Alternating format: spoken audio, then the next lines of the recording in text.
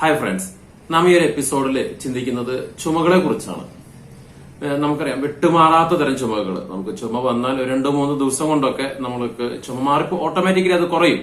അല്ലെങ്കിൽ നമ്മളൊരു ചുക്ക് കാപ്പി കഴിച്ചാലോ അല്ലെങ്കിൽ എന്തെങ്കിലും കുഞ്ഞു മരുന്നുകൾ കൊണ്ട് തന്നെ അത് മാറുന്നതാണ്. പക്ഷെ ചിലതരം ചുമകള്, ചിലർക്ക് വർഷങ്ങളായിട്ട് മാറാത്ത ചുമകൾ അല്ലെങ്കിൽ മാസങ്ങളോളം നീണ്ടു നിൽക്കുന്ന ചുമകളൊക്കെ ഉണ്ട്. അതുമൂലം ഒരുപാട് പേര് ബുദ്ധിമുട്ടുന്നുണ്ട്. അപ്പോൾ ചുമയെക്കുറിച്ച് ഞാൻ ചിന്തിച്ചു കഴിഞ്ഞപ്പോൾ ഞാൻ ചികിത്സിച്ചിട്ടുള്ള രോഗികളെ തന്നെ നോക്കുമ്പോൾ 10-15 തരം ഡിഫറെന്റ് ടൈപ്സ് ഓഫ് ചുമകളാണ് നമുക്ക് ഈ ഒരു ചികിത്സാ കാലയളവിൽ ചികിത്സിക്കേണ്ടി വന്നിട്ടുള്ളത്.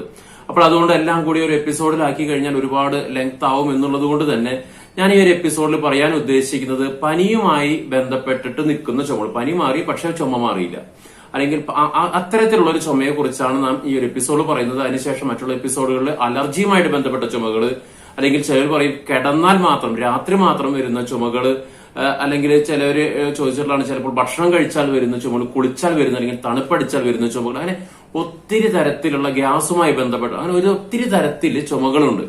അപ്പോൾ ഈ ഒരു എപ്പിസോഡിൽ നാം ചിന്തിക്കുന്നത് പനിയുമായി ബന്ധപ്പെട്ട് ഒരിക്കൽ പനി വന്നു, അതിനുശേഷം നമുക്ക് ഇപ്പോഴും ചുമയുണ്ട്, അത് എങ്ങനെ പരിഹരിക്കാം എന്ന്, അതിനെങ്ങനെ മനസ്സിലാക്കണം എന്നുള്ളതിനെ കുറിച്ചാണ് ഞാൻ ആദ്യമായിട്ട് നിങ്ങളോട് പറയാനായിട്ട് ആഗ്രഹിക്കുന്നത്. ഞാൻ ഡോക്ടർ അനുമോദ് കാക്കശ്ശേരി, മരിയൻ ആയുർവേദ, തൃശൂർ. ഞാൻ തുടക്കത്തിൽ പറഞ്ഞതുപോലെ തന്നെ ചുമ വന്നാൽ നമുക്കറിയാം, ഒരു ചുക്ക് കാപ്പി കുടിച്ചാലോ കുരുമുളക് ഒക്കെ ഇട്ട് ഒരു കാപ്പി കുടിച്ചാൽ തന്നെ നമുക്ക് അടുപ്പിച്ച് 2-3 ദിവസം ഭക്ഷണ നിയന്ത്രണമൊക്കെ ഉണ്ടെങ്കിൽ തന്നെ ഒരു പരിധി വരെ നമുക്ക് ചുമയൊക്കെ അതിജീവിക്കാനായിട്ട് സാധിക്കും. താരിസപത്രാദി ചൂർണം പോലെയുള്ള പൊടികള് ഒക്കെ നമുക്ക് മാർക്കറ്റിൽ അവൈലബിൾ ആണ്. ഇത് കഴിച്ചാൽ തന്നെ നമുക്ക് ചുമ മാറ്റിയെടുക്കാനായിട്ട് സാധിക്കും. ചില കണ്ടീഷൻസിൽ ഇതിലൊന്നും മാറാതെ നിൽക്കുന്ന ഒരു ചുമയുണ്ട്. എനിക്ക് ഇത്തരത്തിലൊരു അനുഭവം ഓർമ്മ വരുന്നത്, ഞാൻ ഒരു ഡിസ്പെൻസറിയിൽ വർക്ക് ചെയ്യുന്ന സമയത്ത് എനിക്ക് വീട്ടുജോലിക്ക് ഒരു സ്ത്രീ ആവശ്യമായിട്ട് വന്നു. അപ്പോൾ എനിക്ക് അവിടെ നിന്ന് ഒരാൾക്കാർ പറഞ്ഞു, സ്ത്രീ റെഡിയാണ്, വരാൻ വില്ലിങ് ആണ്, പക്ഷെ ഒരു കാര്യമുള്ളൂ, ഇവരെ ഒരു ചുമയുണ്ട്, അതൊന്ന് മാറിക്കഴിഞ്ഞാൽ വരാം. അപ്പൊ ഞാൻ ഈ വ്യക്തിയെ 1 മാസം വെയിറ്റ് ചെയ്തു, ചുമ മാറട്ടെ എന്ന് വിചാരിച്ച്. 1 മാസം കഴിഞ്ഞിട്ടും ഇവരുടെ ചുമ മാറുന്നില്ല. 2 മാസമായിട്ടും ചുമ മാറുന്നില്ല. അപ്പൊ ഞാൻ തീരുമാനിച്ചു, ഇനി വെയിറ്റ് ചെയ്യുന്നതിൽ അർത്ഥമില്ല, ഞാൻ നേരിട്ട് പോയി ആളെ വീട്ടിൽ പോയി കാണാം എന്ന് വിചാരിച്ച് വീട്ടിൽ പോയി നോക്കി കഴിഞ്ഞപ്പോ എനിക്ക് മനസ്സിലായത്, ആ വ്യക്തിക്ക് ആദ്യം ഒരു പനി വന്നു, പനിക്ക് ശേഷമാണ് ഈ ചുമ നിൽക്കുന്നത്. ഇപ്പൊ പനിയൊന്നുമില്ല, ചുമ മാത്രം നിൽക്കുകയാണ്. അപ്പോൾ ആയുർവേദത്തിൽ പറയും, നമ്മള് ഒരിക്കൽ പനി വന്നാൽ ആ പനി ശരിക്കും ചികിത്സിച്ച് മാറ്റിയില്ലെങ്കിൽ അത് ചുമയായിട്ട് നമ്മുടെ ശരീരത്തിൽ നിൽക്കുമെന്നുള്ളത്. അപ്പോൾ യഥാർത്ഥത്തിൽ ഉണ്ടായത് ആ പനി തന്നെയാണ്. അതിന് യഥാർത്ഥത്തിലുള്ള ചികിത്സ കിട്ടാതെ വന്നതുകൊണ്ട് ഉൾവലിഞ്ഞ് ലങ്സിലേക്ക് മാറി നിൽക്കുമ്പോഴാണ് അത് ചുമയായിട്ട് മാറുന്നത്. അതുകൊണ്ട് തന്നെ നമ്മൾ ചികിത്സിക്കേണ്ടത് പനിയെ തന്നെയാണ്. അപ്പോൾ ആ വ്യക്തിയിൽ ഞാൻ അപ്പൊ എന്ത് ചെയ്തു, പഴയ ഒരു പനിയെ തന്നെ, പനിയുടെ ലക്ഷണങ്ങൾ അനുസരിച്ച് പനിക്കുള്ള ചികിത്സകൾ തന്നെയാണ് കൊടുത്തത്. ഇത്തരത്തിൽ ആ പനിക്കുള്ള ശരിക്കുള്ള ചികിത്സ കൊടുത്തു കഴിഞ്ഞപ്പോൾ ആ സ്ത്രീയുടെ ചുമ പൂർണ്ണമായിട്ട് മാറുകയും അതൊന്നും രക്ഷപ്പെടാനായിട്ട് സാധിച്ചു. അപ്പോൾ ഇതിന്ന് മനസ്സിലാവുന്ന ഒന്നാമത്തെ പോയിന്റ് എന്ന് പറയുന്നത്, പനി പൂർണ്ണമായിട്ട് മാറിയില്ലെങ്കിൽ അത് ചുമയായിട്ട് കണ്ടിന്യൂ ചെയ്യാം, അത് ആ പനി തന്നെ നമുക്ക് കണ്ടിന്യൂ ചെയ്യാം എന്നുള്ളതാണ്.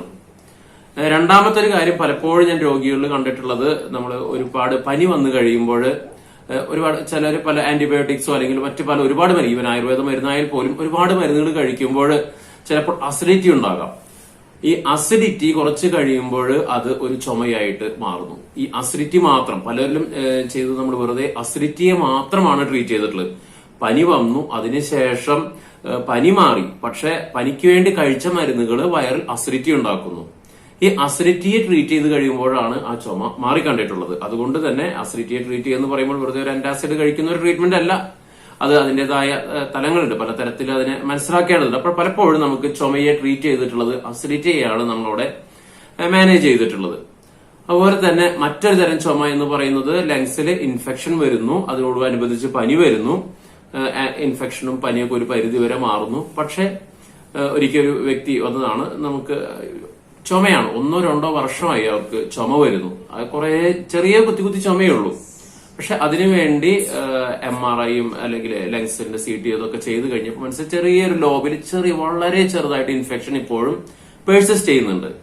അത് എത്ര മരുന്ന് കഴിച്ചിട്ടും ആ ലങ്സിന്റെ ആ ഒരു അറ്റത്തേക്ക് ആ മെഡിസിൻ എത്താൻ സാധിക്കുന്നില്ല. അതുകൊണ്ട് തന്നെ അത് ചുമയായിട്ട് മാറിയാണ്.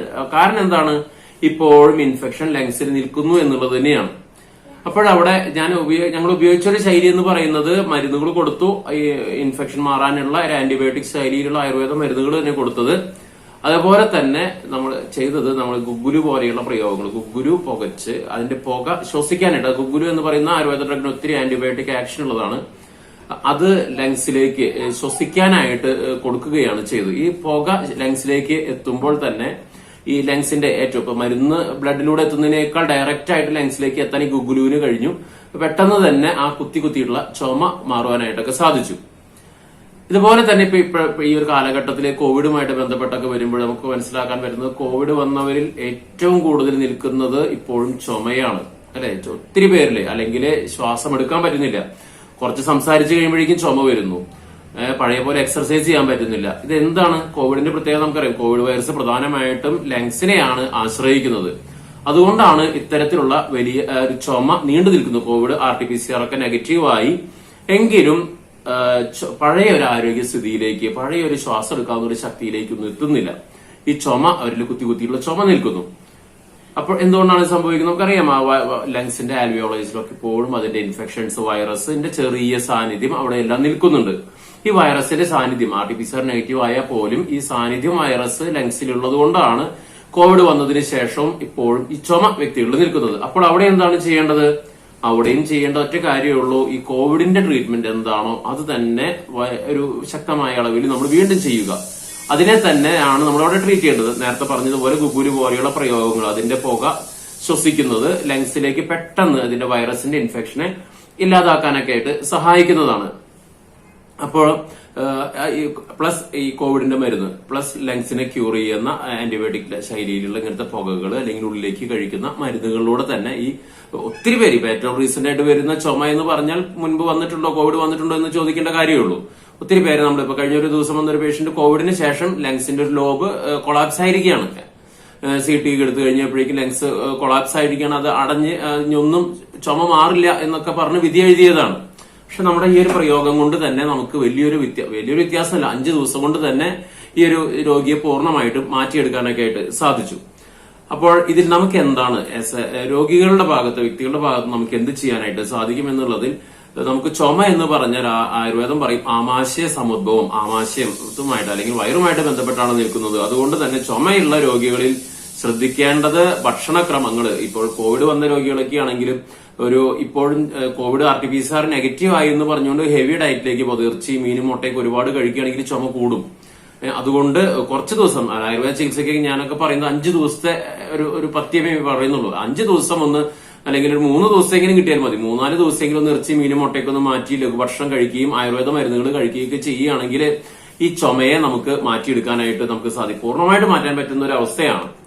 അപ്പോൾ അതുകൊണ്ട് നമ്മുടെ ഭാഗത്ത് നമ്മൾ ശ്രദ്ധിക്കുക, ഇത്തരത്തിലുള്ള ഭക്ഷണക്രമങ്ങൾ എത്രയും എണ്ണമെഴുക്കുള്ളത് ഒഴിവാക്കുക, മുട്ട പുഴുങ്ങിയത് ഒഴിവാക്കുക, അല്ലെങ്കിൽ ഇറച്ചി, മീൻ അങ്ങനത്തെ സാധനങ്ങളൊക്കെ ഒഴിവാക്കുന്ന ഒരു ശൈലി നമ്മൾ സൂക്ഷിക്കുക.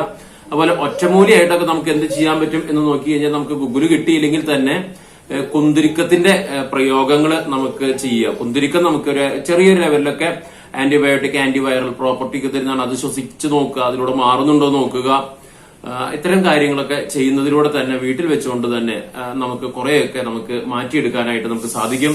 നമുക്ക് അടുത്തൊരു എപ്പിസോഡിൽ അലർജി മൂലമുണ്ടാകുന്ന ചുമകള്, അതിനെങ്ങനെയാണ് നമ്മളത് കാണേണ്ടത് എന്നുള്ളതിനെ കുറിച്ചാണ് നമ്മൾ ചിന്തിക്കുക. അലർജി മൂലമുള്ളത്, അങ്ങനത്തെ രാത്രി മാത്രം, അത്തരത്തിലുള്ള ഒരുപാട് തരം ചുമകളുണ്ട്. നമുക്ക് അടുത്തൊരു എപ്പിസോഡിൽ നമുക്ക് അലർജി മൂലമുള്ള ചുമകളെ കുറിച്ച് നമുക്ക് ചിന്തിക്കാം. മറ്റൊരു എപ്പിസോഡുമായിട്ട് നമുക്ക് വീണ്ടും കാണാം. താങ്ക്